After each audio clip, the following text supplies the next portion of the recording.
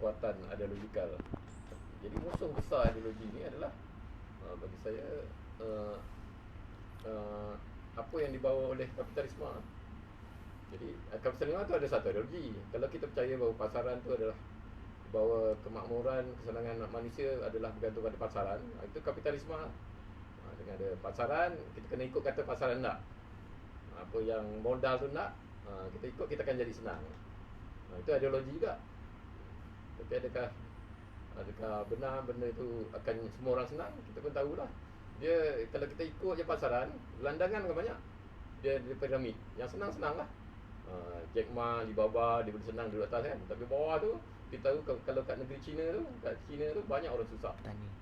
Walaupun kemiskinan dia dah dapat atasi berapa persen, banyak.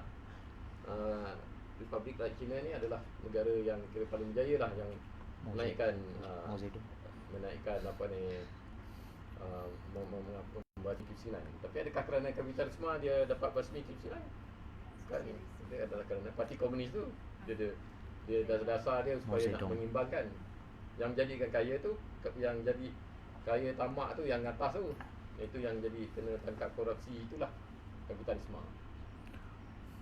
Jadi cerita saya dalam pengalaman saya supaya ikut buku je lah kan. Saya bukan aktif dari segi partian, tak adalah.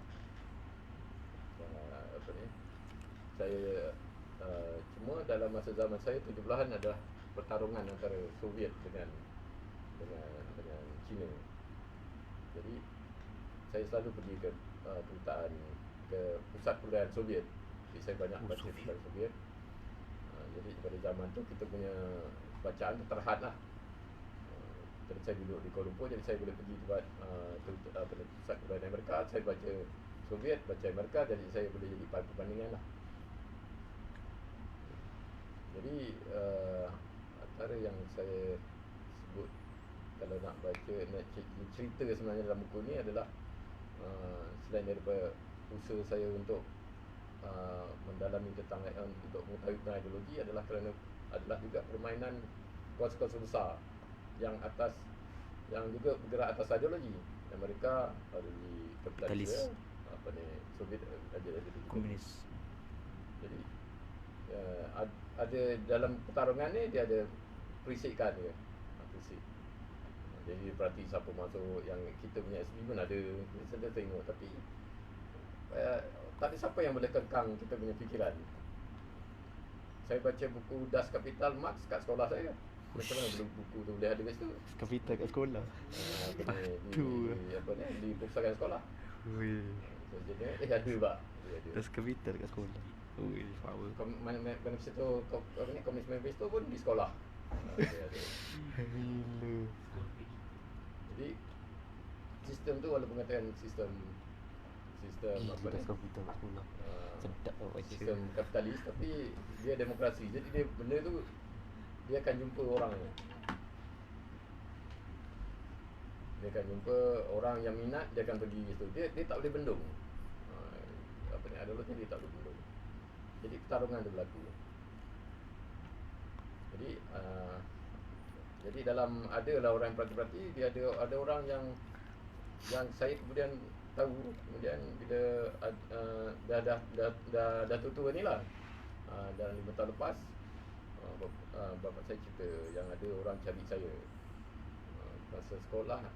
Sebelum tu masa kat sekolah tu ada cikgu tanya, cikgu saya cakap, kata ada orang, ada apa ni, bapa you datang tadi je.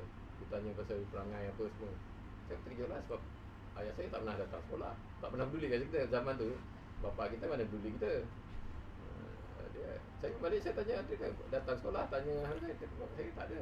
Jadi ada orang menyamar, dia tahu tentang saya. Masa tu saya tinggal 5 ya. Jadi tak apalah, zaman berlalu. Tapi bapa saya tak cerita yang bila 5 tahun lepas tu, masa saya sakit, bapa saya buka cerita. Bapa saya buka cerita, yang ni cerita tak ada dalam ni lah, yang kenapa bapa saya buka cerita. Tapi cerita yang bapa saya cerita tentang diri saya tu ada dalam ni.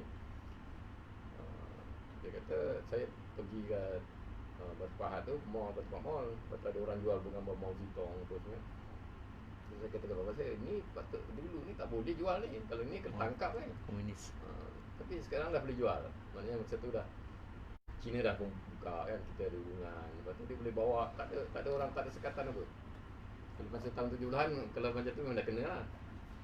Jadi bapak saya teringat yang tahun masa saya tingkat 5 tu, ada orang datang offer. Dia kata kalau bapak saya setuju, dia tawarkan beasiswa belajar kat Moskow, Soviet.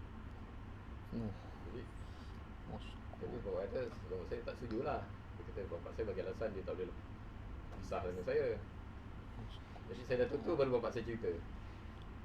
Jadi saya pun ini benda ni, lepas bapak saya cerita, dia kata ada orang yang pergi orang pergi sana, kena balik, kena tangkap IAC. Dia jadi kita punya anggapan lah, ini siapa yang nak offer ni? Dia agent ke? Agent Soviet ke KGB? Tak apalah, kita pun tak tahu.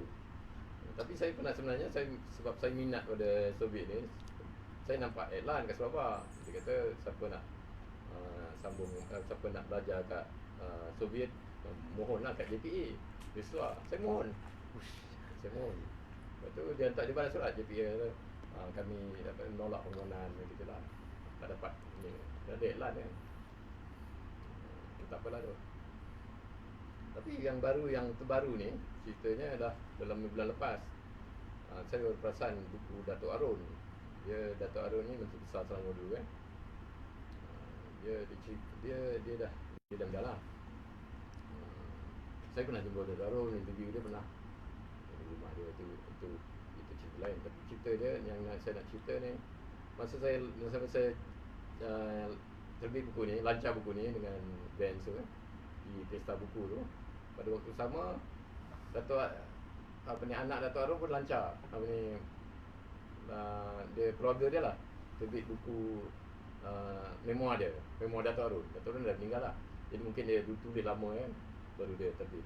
Yang lancar Tengku Razali dari penjara, tulis tu Arun dari penjara, kisah dari penjara gitulah, tahun berapa tu kan.